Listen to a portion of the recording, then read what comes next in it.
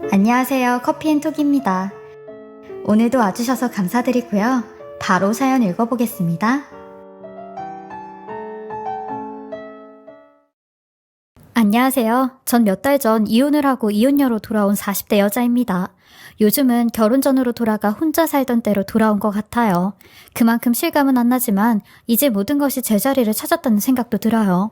마음 한편으론 제 모든 게 텅 비어버린 것 같지만 이렇게 글로나마 제 속마음을 말할 수 있어 다행입니다.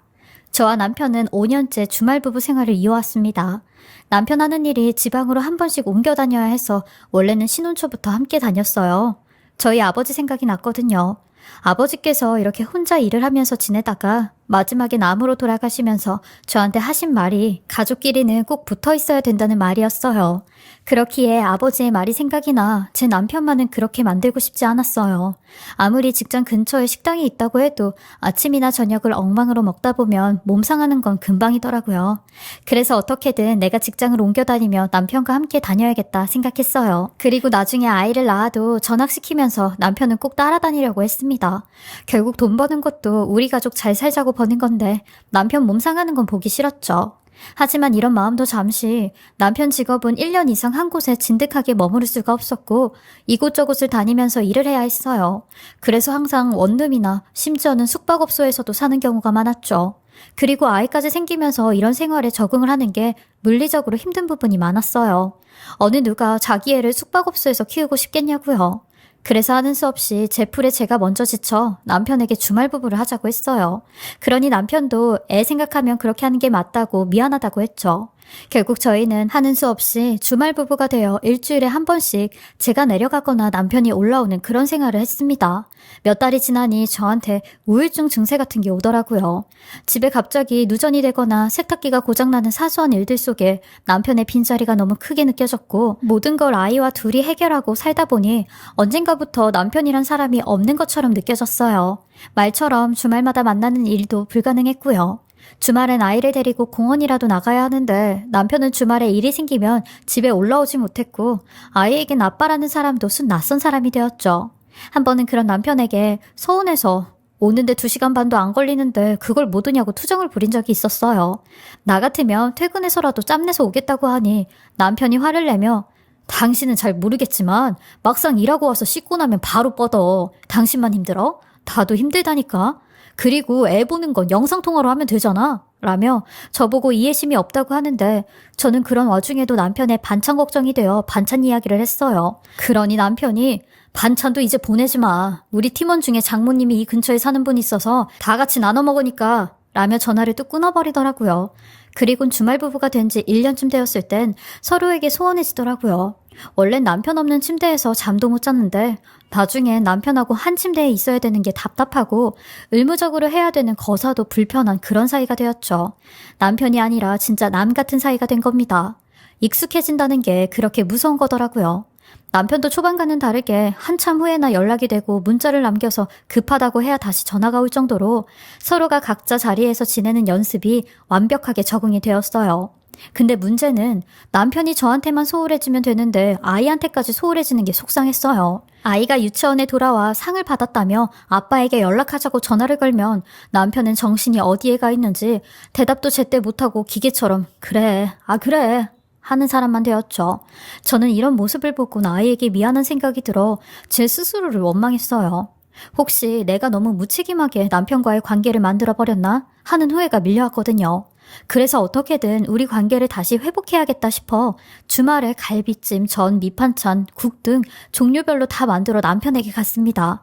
그러고 보니 이번 이사 때 말곤 남편 사는 곳에 간 것도 오랜만이라 사는 것도 좀 볼 겸 아이를 친정집에 맡겨놓고 저 혼자 그곳을 갔어요.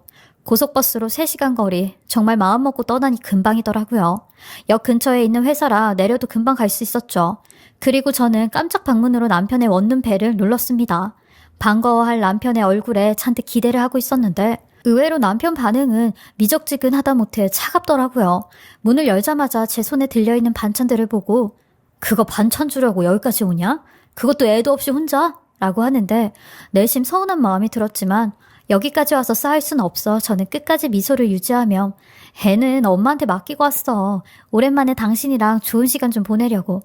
버스 타면 이렇게 금방 오는데 이제부터 내가 자주 좀 올게. 와서 밥도 좀 같이 먹고 사랑도 좀 나누고.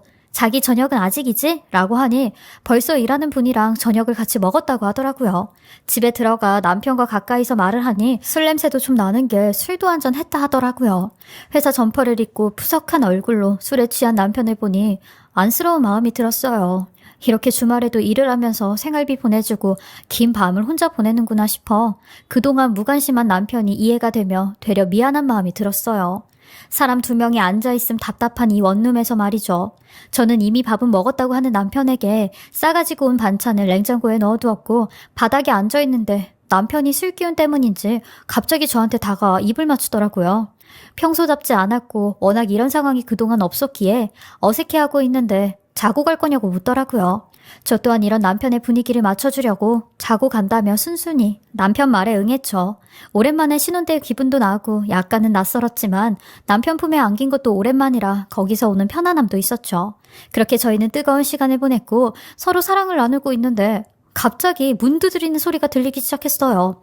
그러더니 이내 비밀번호 누르는 소리가 들려왔고 문을 확 열더니 열린 문틈 사이로 뭔가를 툭 던지고 이 더러운 것들아! 라며 소리를 치는데 전 대체 이게 뭔 상황인가 싶었고 이불 속에 들어가 숨어서 남편이 현관문 쪽으로 가는 것만 보고 있었어요. 여자의 목소리였는데 짜증이 가득한 목소리인 것만 알 수 있었죠. 그리고 돌아온 남편만 빤히 쳐다보며 아니 대체 누구야? 누군데 멋대로 당신 집 비밀번호까지 누르냐고 라며 호들갑했더니 남편은 아무런 심각성도 없이 배달하는 사람이야. 내가 자주 시켜먹는 밥집 배달부인데 이렇게 주말마다 반찬 남은 거 갖다 주시거든. 회사 사람들도 거기 자주 가서 다 단골이야. 라고 하는 겁니다. 아니 그건 그렇다 쳐도 비밀번호는 대체 어떻게 알고 있냐고 했어요. 그러니 그게 내가 귀찮아서 저녁밥은 배달 좀 해달라고 하는데 퇴근 시간에 맞춰서 안에 좀 넣어달라고 할 때가 많거든. 야, 회사 사람들도 다 그래. 자주 그러니까 신경 쓰지 마. 저분 완전히 아줌마다 아줌마. 라고 하는데 그렇다고 집 비밀번호까지 알려주냐며 이해가 안 된다고 했어요. 그러다 혹시 귀중품이라도 잃어버리면 어떻게 하려고 하냐고 하니 남자들은 그런 거 별로 신경 안 쓴다며 어차피 집에 귀중품도 없을 뿐만 아니라 그 아줌마는 이 지역 토박이라 물건 같은 거 훔치고 하는 사람은 아니라고 하더라고요. 저는 그래도 찝찝하게 어떻게 냅두냐며 당장 비밀번호 바꾸라고 했어요. 그러니 남편은 당황했는지 제 말을 얼버무리며 애써 넘기더라고요. 그리고 더 어이가 없는 건 부부 생활을 하고 있는데 거기다 대고 더러운 것들이라고 하는 게 그게 제정신이냐고 했어요. 아무리 단골집 욕쟁이 아줌마라고 해도 제 머리로는 이해가 안 됐죠. 저는 이건 아니다 싶어 남편에게 그 아줌마가 일하는 식당에 전화해봐. 배달하는 사람이니까 사장은 알 거 아니야. 사장한테 말해야지. 아니 어느 누가 집에 쳐들어와서 저렇게 음식을 던지고 가냐고 라고 하니 사실 배달부가 그 음식점 사장의 사모라고 하는데 그렇담 더 사장한테 이 말을 해야 된다고 했어요. 그러니 남편이 제 말에 짜증을 내며 야 그만 좀 해. 왜 이렇게 융통성이 없어. 그렇게 연락해서 따지고 나면 난 어떻게 얼굴을 봐. 회사 사람들하고도 계속 그 식당 가는데 불편하게 어떻게 보냐고. 아무리 집에만 산다고 해도 사회생활도 몰라? 여기는 좁아서 소문 싹 다 난다고. 바누라 말에 일희일비하는 사람처럼 보이잖아? 라고 하며 개고생해서 돈 벌어다 주면 다른 집 와이프들은 고마워서 남편 편하게 해주려고 원룸 찾아오지도 않는다는데 당신은 이렇게까지 와서 꼭 초를 치고 가냐? 됐다 됐어. 분위기 좀 잡아보려고 한 내가 잘못이지. 막차 있으니까 그거 타고 올라가라. 라고 하는데 저도 도중엔 성질이 나서 간다고 하며 나왔어요. 올라오는 버스 안에서도 얼마나 화가 치밀던지 옷을 주섬주섬 입고 나오면서도 수치스럽고 복잡한 감정이 들었죠. 그게 그렇게까지 화를 낼 일인가 싶기도 하고 그 배달하는 아줌마의 정체가 궁금해지기까지 했어요. 그렇게 저는 집으로 왔고 평소에도 잘 연락하지 않던 남편과는 더 멀어진 상태로 지냈죠. 아이가 지 아빠를 몇 번이나 찾는데도 얼버무리며 영상통화도 하지 않았습니다. 그러던 어느 날 남편의 직장에서 연락이 왔는데 산재 처리를 해야 되는데 보호자의 확인도 필요하다는 그런 전화를 받게 되었습니다. 산재 처리라니 처음 듣는 소리에 남편이 다친 거냐고 물었어요. 그러니 토목 작업을 하다가 나무 파편이 남편의 얼굴에 튀는 바람에 좀 다쳤다고 하는데 제게는 이런 얘기도 하지 않고 혼자 치료를 받고 다니는 것 같았죠. 제가 연락을 해도 남편은 받지도 않고 하는 수 없이 평일 저녁에 급하게 표를 끊어 남편에게 갔어요. 도착하니 한 6시 정도 되었고 비밀번호를 눌러 집에 들어갔는데 역시나 비번은 바꿔놓지 않고 그대로 그 비밀번호를 쓰고 있더라고요. 그렇게 저는 남편을 기다리다 어질러진 집을 정리하고 있었는데 한참 집 정리를 하다 보니 비밀번호 누르는 소리가 들려왔어요. 그리고 현관문 앞에서 자기야 들어왔어? 나 5층 최 반장님네 집에 좀 갔다가 다시 올게 라며 문을 탕 닫고 나가는데 익숙한 그 목소리, 저번에 들었던 그 배달부 아줌마의 목소리였습니다. 저는 재빨리 인터폰을 들어 그 여자를 보는데 이내 사라지더라고요. 아무래도 제가 남편인 줄 알고 착각한 모양이었어요. 아니 도대체 이 아줌마랑 남편은 무슨 사이길래 자기라는 말까지 하며 다시 돌아온다고 하지 싶어 이 두 사람의 사이를 알아내야 될 것 같아 저도 모르게 신발과 가방을 챙겨 침대 밑에 몸을 숨기고 이 둘의 관계를 알아내기로 했죠.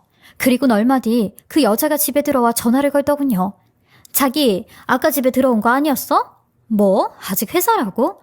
무슨 소리 난 것 같아서 자기 온 줄 알았는데 설마 또 와이프 데리고 온 거 아니야? 라는데 남편의 말에 자기 또 와이프랑 그딴 짓 하면 나 가만히 안 있을 거야 라고 소리를 치더라고요. 아무리 취해도 그렇지 날 두고 그러고 있어? 자기 내 성격 더러운 거 알지? 작작해 라고 하니 남편 놈이 미안하다며 설설 기는 것 같았어요. 그리곤 당신 와이프 반찬은 내가 다 버린다. 어차피 안 먹을 거잖아. 자기는 내가 해주는 반찬만 먹으니까 라는데 그 아줌마는 전화를 끊더니 제가 며칠이 걸려 만든 반찬들을 그대로 쓰레기통에 버리며 미친년, 지가 음식 잘하는 줄 아나 봐. 맛도 이상한데 이딴 거 하면서 잘났다고 들고 와?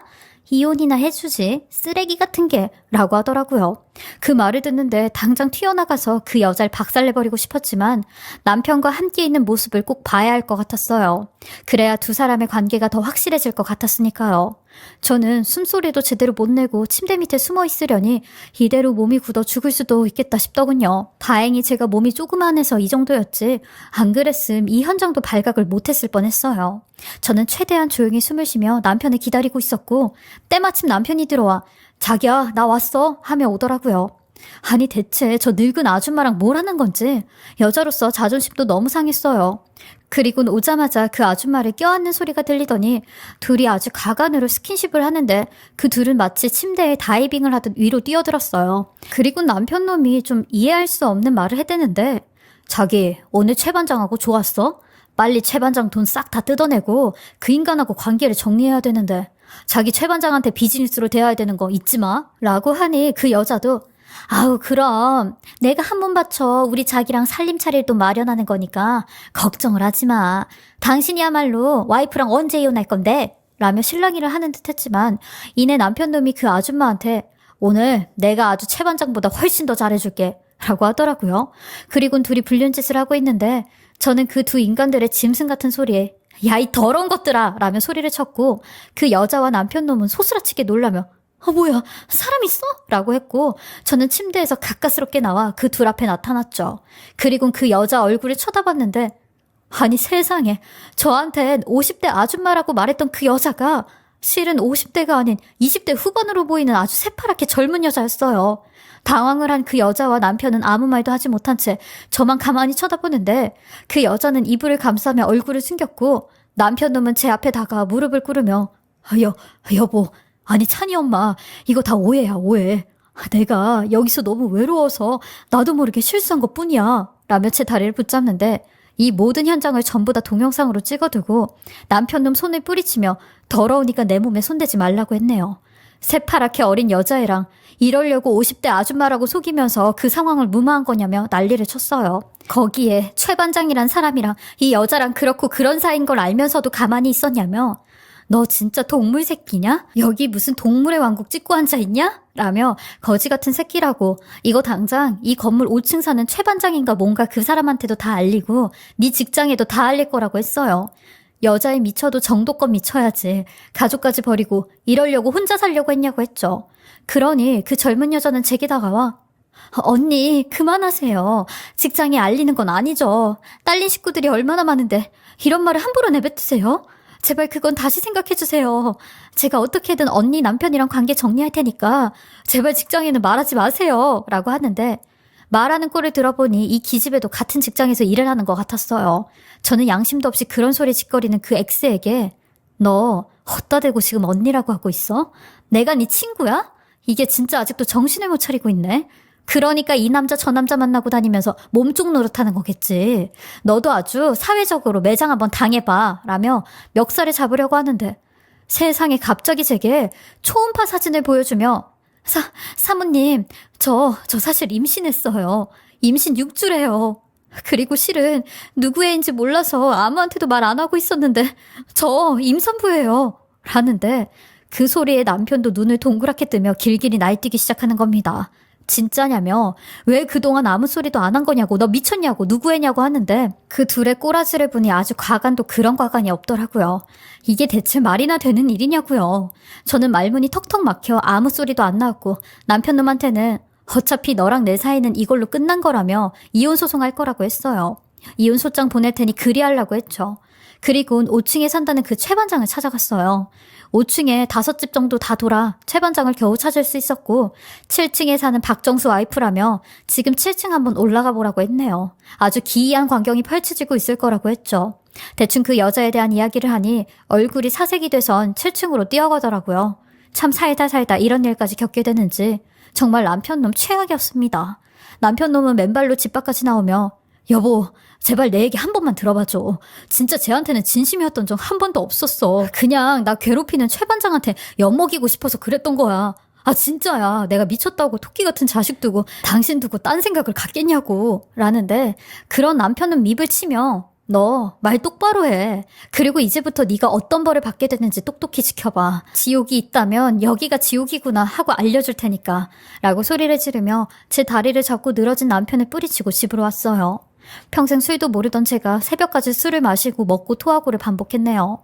그리고 딱 하루 그렇게 맘 아파하고 그 다음날 바로 변호사 사무실 찾아가 이혼 소장 작성에 남편놈과 상간녀 기집애한테 싹 다 보냈어요. 그리고 그 최 반장이라는 사람의 와이프 번호까지 알아내 이 모든 사실을 말해줬어요.